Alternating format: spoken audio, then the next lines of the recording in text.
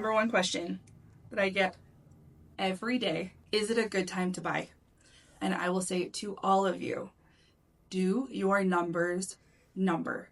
That's what it all comes down to. And what I mean by that, have you done a budget boot camp on all of your money? Do you know what's coming in and what's going out and what you can specifically allocate to your mortgage payment each month? This is a you and I conversation, well, you and the lender that you work with, because there are guidelines that allow me to use 56.9% of your gross income. And the only thing that I, as a lender, are counting against your buying power is, of course, the mortgage, minimum payments on credit, but not your DoorDash addiction, your subscriptions, groceries, car insurance. These are items that are still going to be consistent in your life that need to be accounted for. And you really want to be solid on the number that you can afford each month.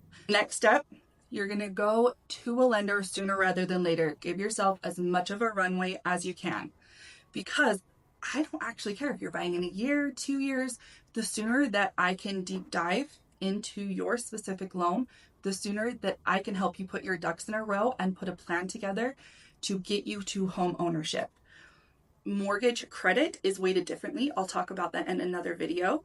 How student loans are looked at, everyone gets in their head about that. Another video coming, don't worry. Medical debt, these are all things I'm hearing all the time. And the sooner you have a lender involved, the sooner you know how that actually affects you.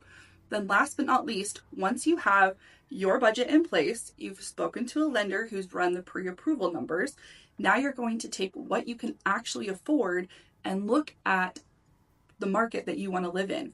What kind of home does that equate to? Keep in mind, the first home is usually not the forever.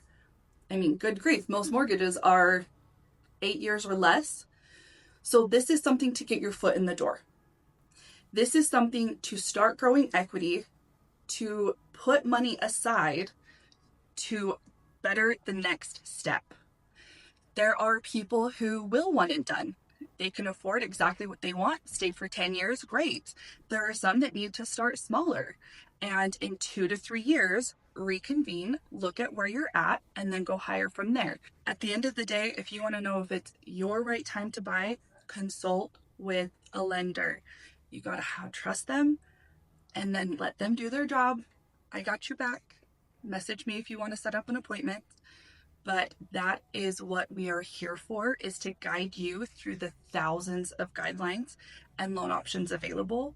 And you won't know until you know. And all the time I have people who will speak to me and they think they're light years out and they buy within the next month. You just don't know until you know.